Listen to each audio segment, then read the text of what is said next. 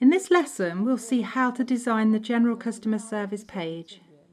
On this page, the user should be able to find all information related to their buying experience in your web shop and beyond. Payment methods, terms and conditions, contact information, frequently asked questions.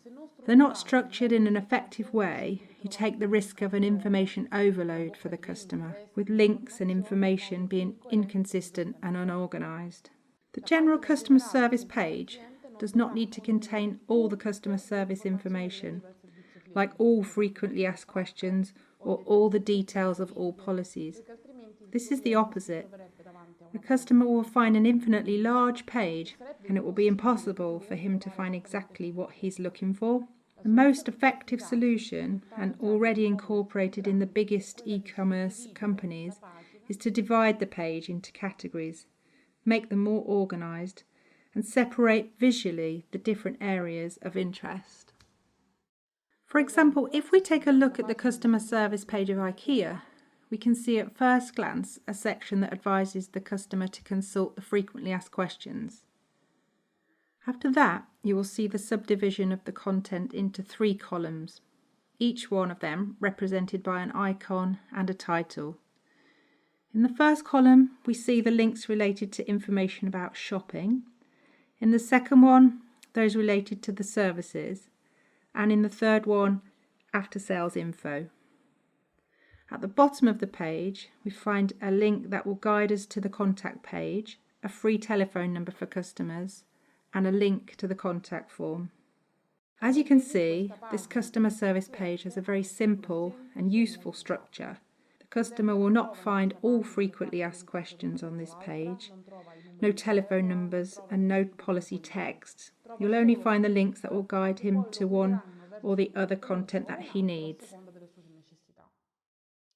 Furthermore, the customer service page of the Old Navy website is an excellent example of the categorization of customer service information. In the upper part, you will find the top customers' questions, and below them, useful information that is grouped into big categories: returns and exchanges, ordering and shipping, tracking or changing orders, shopping tools and tips, international purchases. Every big category is separated into a nice, simple way, and it is composed with the name of the category, a descriptive line, and the links to the pages of customer care related to these themes. Hallmark does the same thing. In the first place, they have placed a search bar on the support page. Now, this is a really intelligent choice because it allows the customer to find easily what he's looking for in the support area.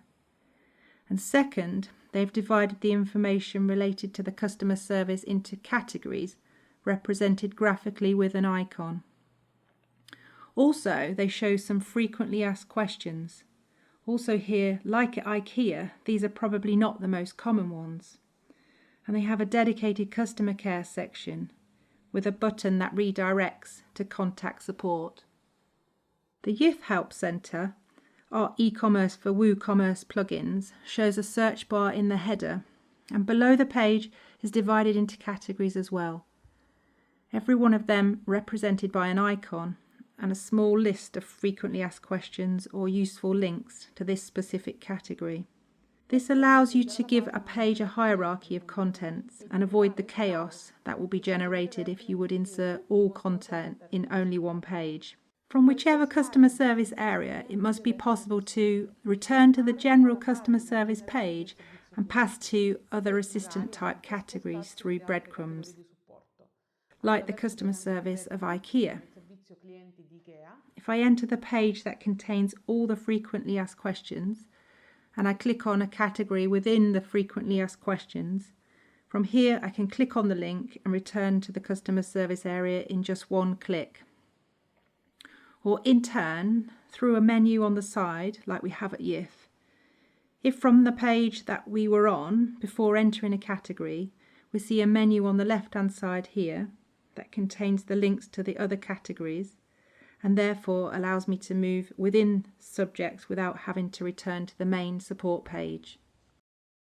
Where you can add cross-references that allow your customer to access pages related to the one you are currently on. You must really predict what the next action of your customer will be.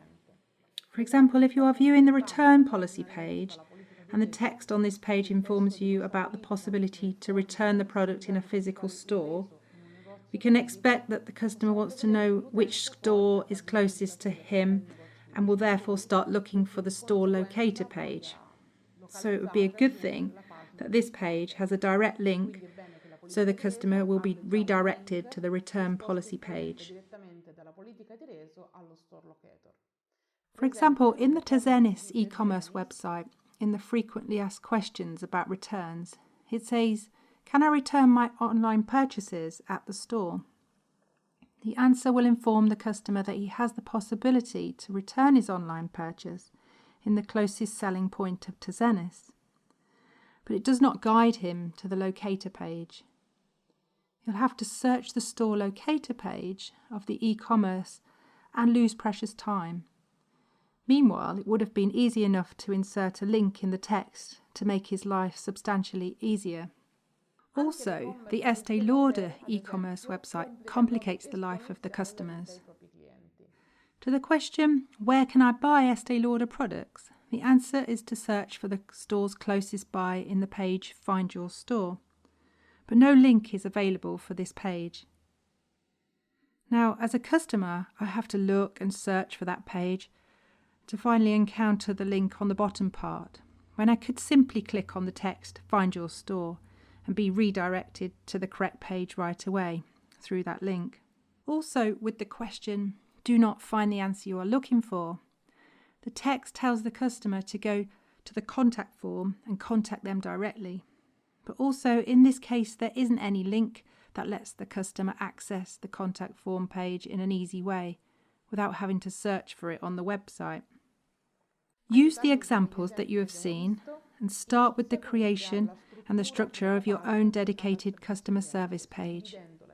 Divide them into areas of interest for your customers and analyse the information that can really represent an added value. This could be an example structure, a wireframe, that is more or less fit for the majority of e-commerce companies, and which you can use as a reference.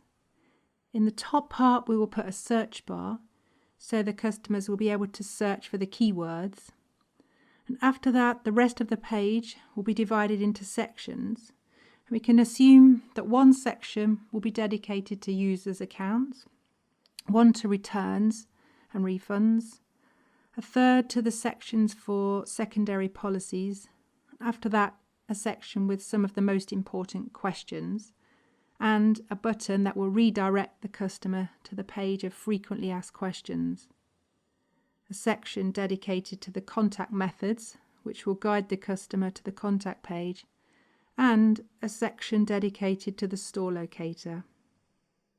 This is a structure example of a page dedicated to customer services. In spite of some variables, for example, if you sell digital products, you do not have to provide information related to the tracking and shipping of orders. And if you do not have a physical store, you do not have to publish information dedicated to a store locator. The information that you do need to provide on the page related to the customer service, you can divide in the following way: frequently asked questions, contact information, shipping, return, refund and change policies, shop locator. For every one of these themes, you will find a dedicated lesson. This was all for today's lesson. I'll see you in the next one.